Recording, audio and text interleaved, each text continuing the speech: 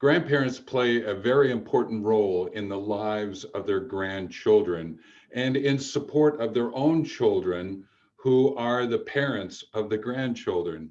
And that's one of the wonderful elements about kinship and being able to grow out the kin relations, the family relations, the family and friend relations. And with this video, what I wanted to do is celebrate the grandparents because they play such an important role in the lives of everyone, in particular the grandchildren. I just want to acknowledge 10 roles that grandparents play in the lives of their grandchildren. Now, you know that I shoot videos that connect grandparents with nature and the grandchildren and trees.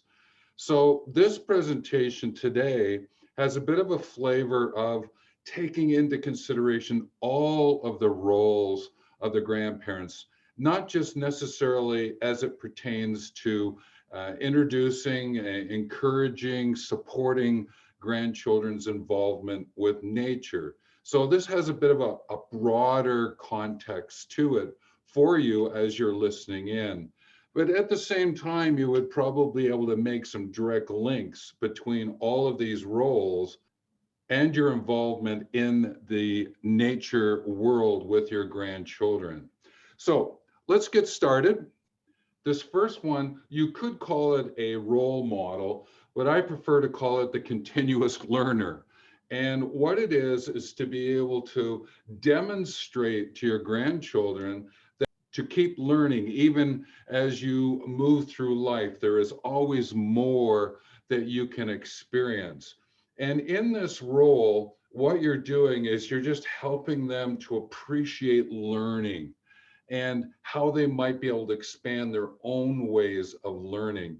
Because often the way you learn, it may not necessarily be the same way that the grandchildren's learn and their parents learn, and how the children are watching their parents and the grandchildren watching you. It's an important way in which to let everyone know that there are many, many ways in which to learn. And I am going to shoot another video on this one at some point in time here, because I think it's important to explore the different kinds of learning approaches that are available to you.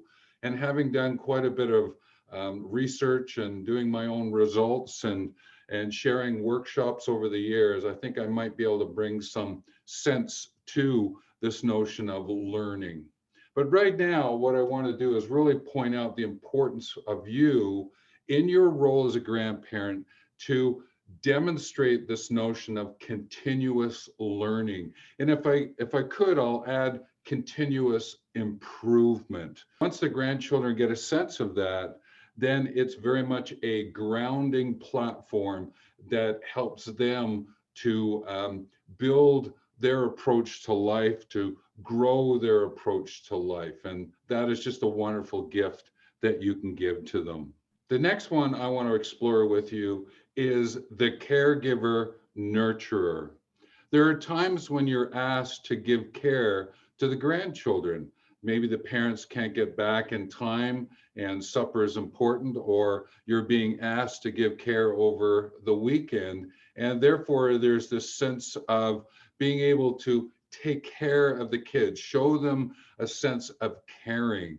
And this is really important because caring is one of 7 core ethical values that we share amongst ourselves as we interact as humans. And therefore, the caregiving, the nurturing that you're going to demonstrate, in other words, one of the roles that you adopt for your family, for your kin, is actually going to be a great way for the grandchildren, for them to come to understand that sense of ethic. In this case, caregiving, caring, about kindness. It's this element that really brings to life a distinction, in a sense, between what might be called careful and careless. And I wanted to explain this one to you because it's one that tends to get in the way.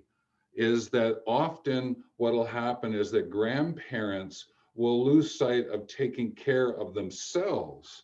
And what might happen is they get into a careful mode of caregiving. In other words, they're going to take care of others at their own expense. As they'll take care of the grandchildren, they'll take care of the parents.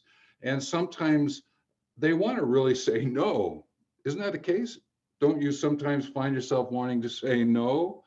And this is where you've got to take care of yourself, because if you're always being careful and take care of others, then it catches up on you, and your own wellness and well-being can be influenced by it. Now, the flip side of this is careless, which is when you take care of yourself more than with others. And you might find yourself going, well, I don't want to contribute to the family in the summertime because I'm going to go off and do my adventures. When in fact, you may have to think about, how can I find that caring approach, which is this balancing up, this ethic of shared kindness and interacting with one another, so that it's not taking a toll on you from a careful perspective, and it's not taking a toll on the grandchildren from a careless perspective. You're finding a way in which to do this dance of being a grandparent. And therefore, this role, this nurturing role, in a sense, again, is demonstrating how to be with one another, but it's also to confirm your commitment, your interactions with the grandchildren. The next one I want to look at is this notion of celebrant and weaver. Is that as a grandparent, you are able to sit and stand and walk and run and play and cycle in celebration of events that are taking place in your grandchildren's lives. Now, birthdays are quite obvious, but what about the celebration of the changing of the seasons, the shifting of the seasons, and what might that mean to the grandchildren? And also maybe hitting certain kinds of birthdays are important, or certain kind of life shifting events from your own inside out perspective for the grandchildren. How might you celebrate those with the grandchildren as well? This notion of weaver is another element of how you can celebrate what's happening with the grandchildren. Now, the weaver component leans into, when you think about it from the family, from the kinship, the bigger grouping look at things. And maybe here it's really about a story of figuring out, how does the weaving of maybe the great grandparents' story of something that happened in connection to nature, connection to maybe moving to the country, and you want to celebrate it. You want to give some significance to that event. But it's also, you might find it important to weave a ceremony together with the family where you plant a grove of trees, and you want to be able to give a little bit more ceremony to that event than just going out and planting the trees, saying thanks, and then returning home. So this notion of the celebrant is really about celebrating elements of the lives of the grandchildren individually, where what you might be doing from a weaver point of view is bringing the family, the group story in, and celebrating events in that way. The next one I want to bring to your attention is this notion of the situation guide, sometimes situational guide, situation guide. In other words, there are times when you can guide your grandchildren to their awareness of something that is happening around them. And it's very much more on a sort of a one-to-one, heart-to-heart, head-to-head, hands-to-hands consideration. The next one that I talk about leans a little bit more about what you might do as a group in your involvement in the outer doors. But this situational guide has an element of mentoring and coaching and being a shifter. So let me explain a little bit more about that. So from a situation guide point of view, is that there's a situation that is forming that might be about how to experience the out of doors, or while you're in the out of doors, something arises and you want to take a look at how you might be able to situate that into a young person's life. And I think of the one, and you might hear me talk about it often, is when people all of a sudden just go, oh, spiders, and it's unfortunate because that shares a story that isn't always true. And if you're able to then sort of take into consideration what's happening, and rather than doing a reaction to something that's taking place, is how do I take a proactive approach to it? And this is where the situational guide, being able to do a little bit more of that one-to-one. So a mentor is where the grandchildren are asking you questions about what's going on and tapping into your lived experience. When you coach, what you're doing is you're helping the grandchild with something so that they can become better at it. It could even be from a place of swimming. It could be a place of how to become better at how to walk so as not to be tired. It might be in terms of being able to take photographs so that they can come home and make collages. Again, you're helping their performance on an individual basis, where mentoring is they're asking you questions and tapping into your lived experience. The other one is the shifter. Now, this is one you may not hear about too much, but there are times when you have to help the grandchildren make decisions about shifting their perspective from one perspective to another. Often we can do what are called course creations, maybe from a behavior point of view, but sometimes we have to get to a point where we have to shift and do what I call a pivot. And that might come because in one winter they approach their involvement in the out of doors, comes to the next winter, and they've made a pivot about how they want to explore it. Maybe they want to do more exploration or less exploration. And what is it that you're going to do to be able to assist that shifting perspective, that shifting involvement that is presenting itself for you? So that's why, from a situational guide, there are some other underlying elements here that you can tap into. And again, sometime in the future, I will do a video on 10 educating approaches that you can use in different combinations as you interact with the grandchildren. The next one I want to look at is what I call the topic teacher. And what's happening here is that there's a topic that you want to present to the grandchildren, or the grandchildren want to present to you.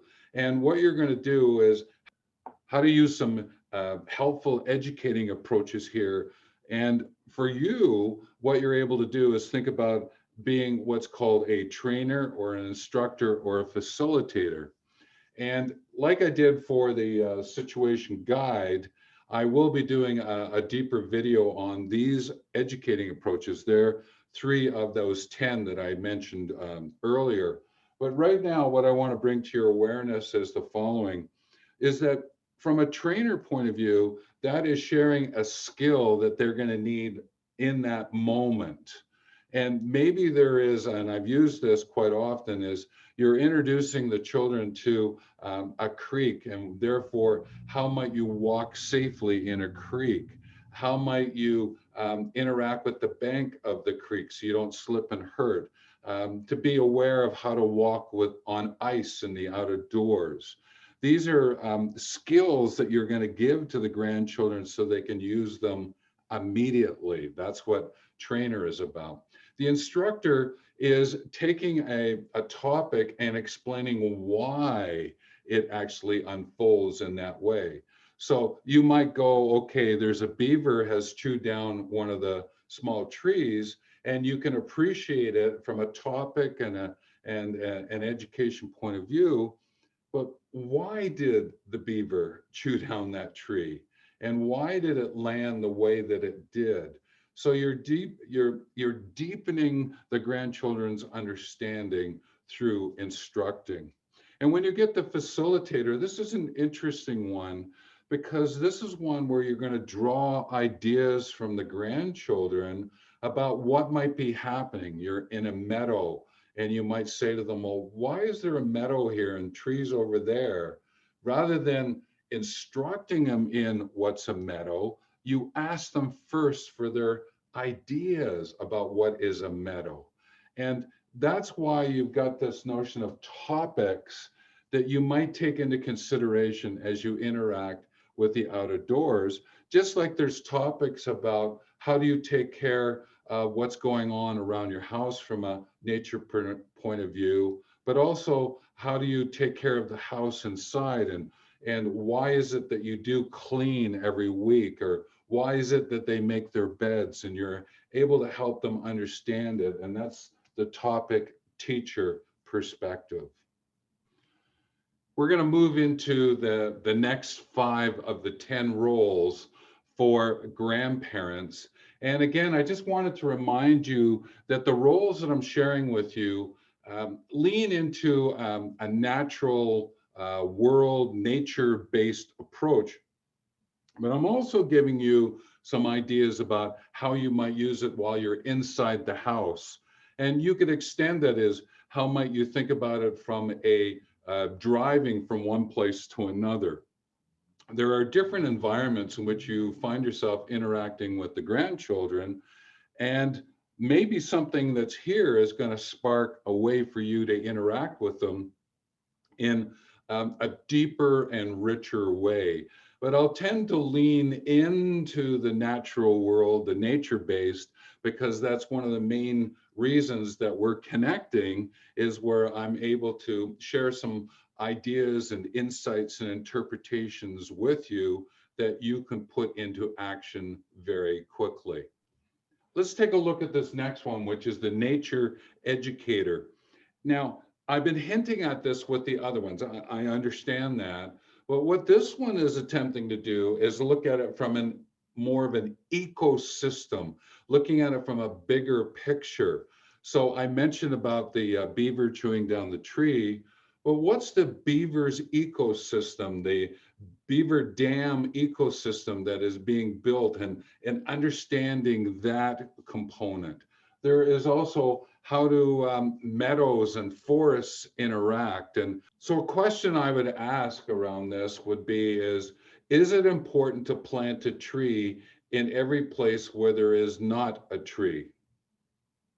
It's an important question because I was on a rafting trip with a group of young persons, and I asked that question, and we spent about 15 minutes talking about it as we were walking around. And we were walking along the riverbank, and then we went up into a meadow, and we started exploring what does this mean. And that's what I mean by nature educator, looking at a more ecosystem perspective to what it is you're taking into consideration for your exposure to your grandchildren.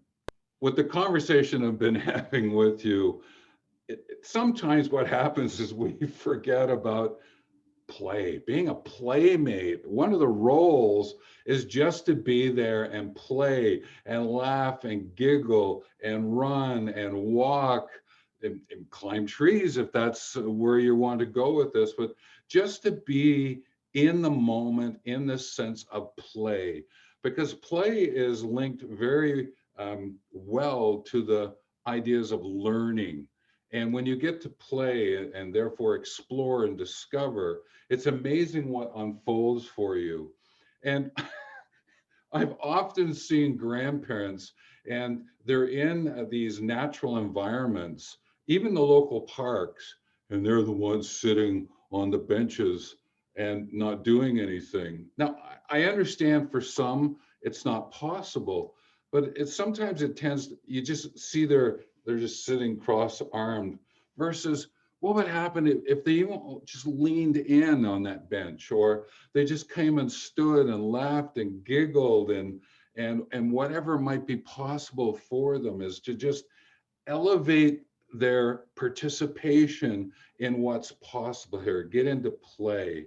And I know that this element of play is so important because it's actually where I started my work in the field of recreation, about recreation.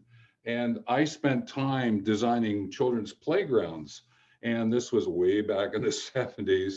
And that's how I started to come to understand the importance of this natural world and nature more than what I had at that point in time, because I started to recognize what was the influence of sun and heat on slides. And I was in a country where one day what we did was we actually broke an egg onto the bottom of a slide and fried it.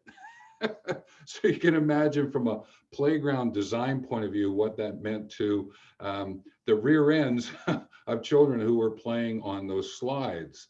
And what was the importance of finding ways in which to plant trees to be able to shade those slides for the hottest times of the day, but maybe at other times they would be exposed to sunlight. So again, it was this interaction that was going on. So the Playmate is to, in a sense, if I could, have some simply serious fun with the grandchildren.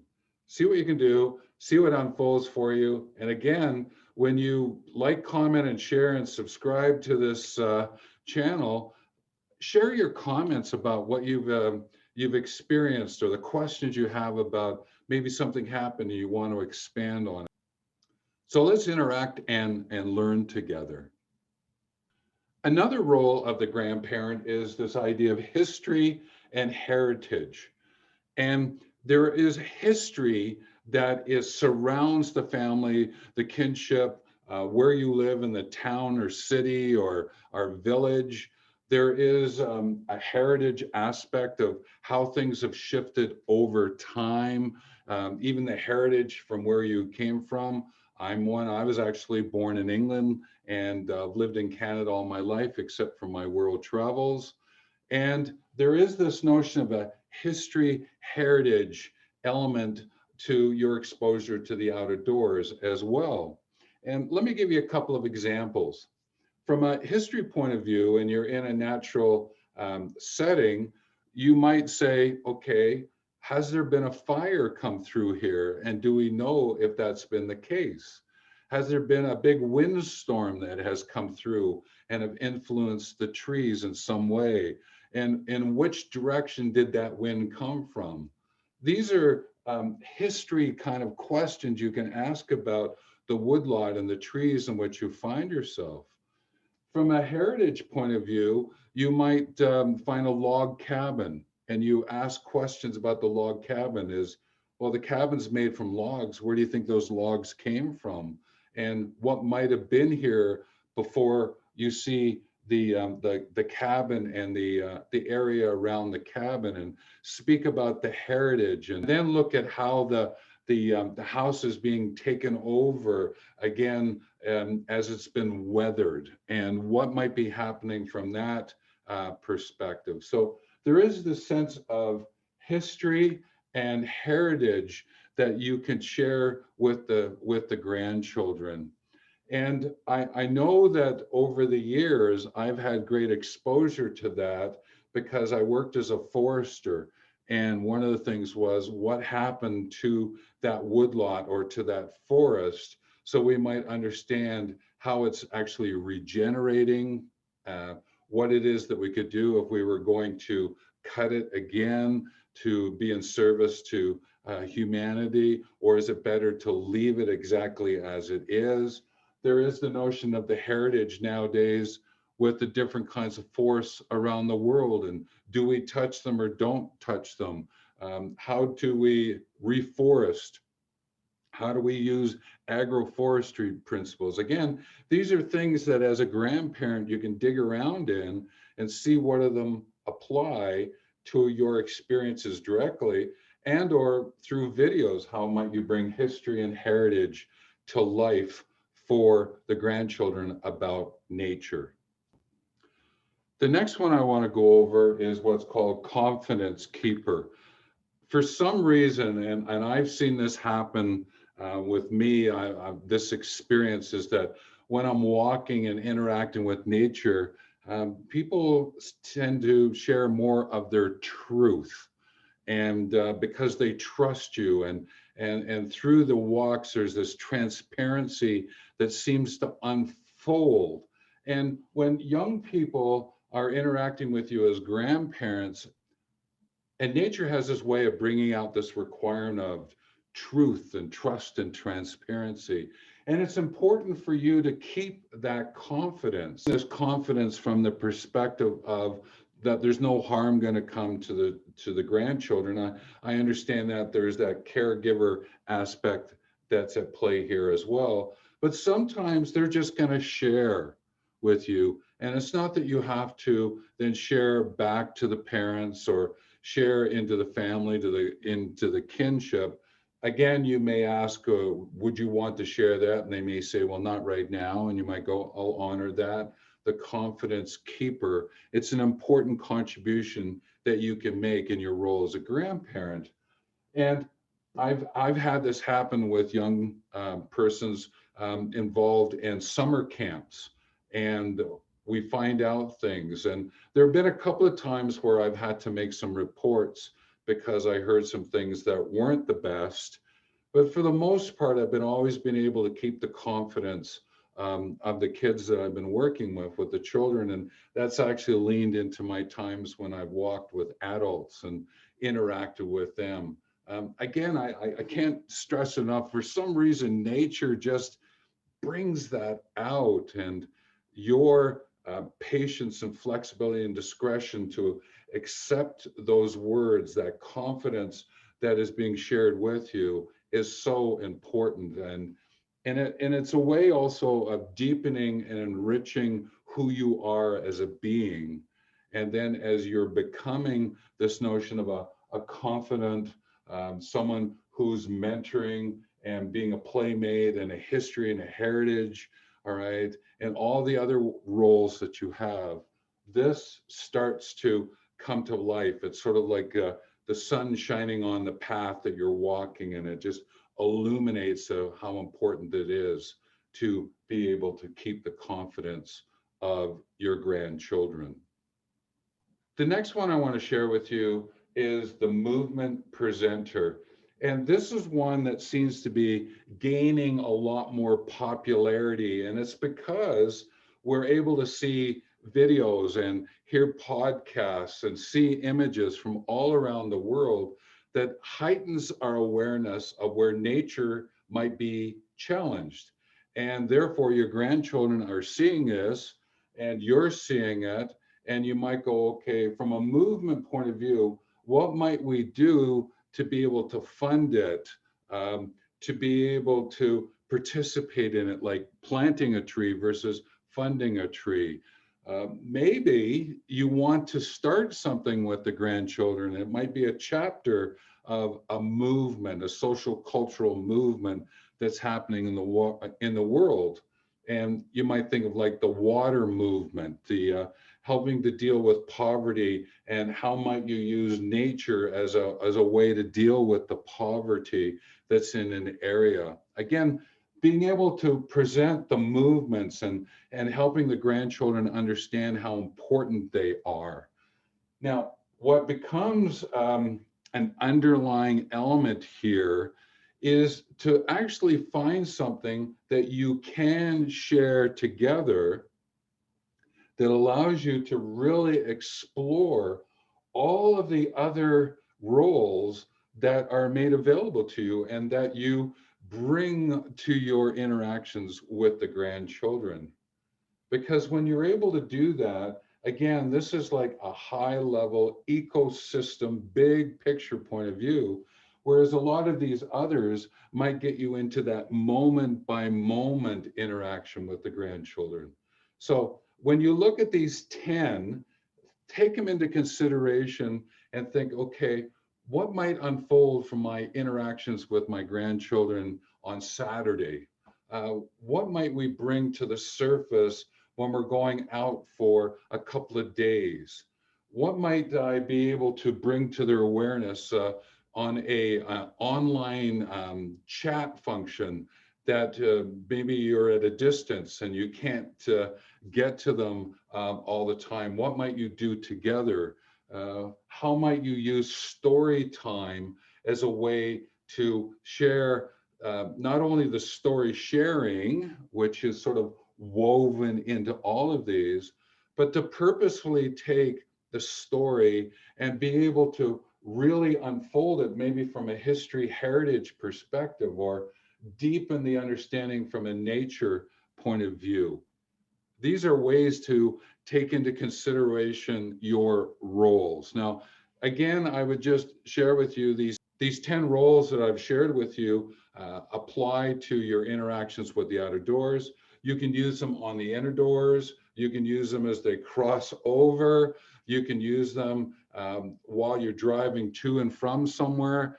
All of these roles are important to you in your interactions with your grandchildren. And I think you would agree with me that that is the case.